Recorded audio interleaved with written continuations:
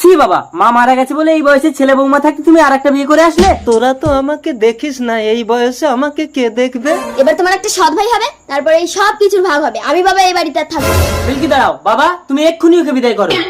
আমাদের তো ফুলসজ্জা হয়ে গেছে বাচ্চু।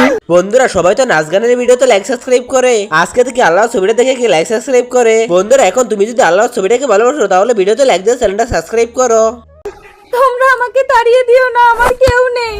আমাকে দেখতে হবে না বৌমা, তোমার শাউরিকে দুটো খেতে দিও। আমি কলকাতায় কাজে চলে যাচ্ছি, আসি গো। স্বামী থাকার নাকা কান্না কাঁদতে হবে না, ভেতরে গিয়ে কাপড় পাল্টে ঘরের সব কাজবাজ গুলো করো। এই চলে এসো। এই যে সৎ শাশুড়ি, আমার জন্য একটু পায়খানা জল তুলে আনো তো। দাও বৌমা, এনে দিচ্ছি।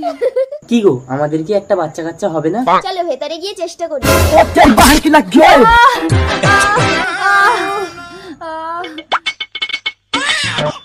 ছেলে হয়েছে, কিন্তু দুঃখিত বাচ্চার মাকে বাঁচানো যায়নি। হ্যালো বাবা। কি হলো গো? বাবা হার্ট অ্যাটাক করে মারা গেছে। তার মানে তোমার এই সৎ ভাইকে এখন আমাকে মানুষ করতে হবে? না না, বাচ্চা হয়েছে এখনো কেউ জানে না। তুমি ওকে দাও, পানা পুকুরে ফেলে দিয়ে আসি। তার মানে আমার বাচ্চা হবে? Hello doctor. সরি বাচ্চুদা, আপনার স্ত্রী মরা বাচ্চার জন্ম দিয়েছে। মিল্কি। স্বামী, যে জীবন্ত বাচ্চাটাকে তোমরা পানা পুকুরে ফেলে দিয়েছিলে, এটাই সেই বাচ্চা। মিল্কি।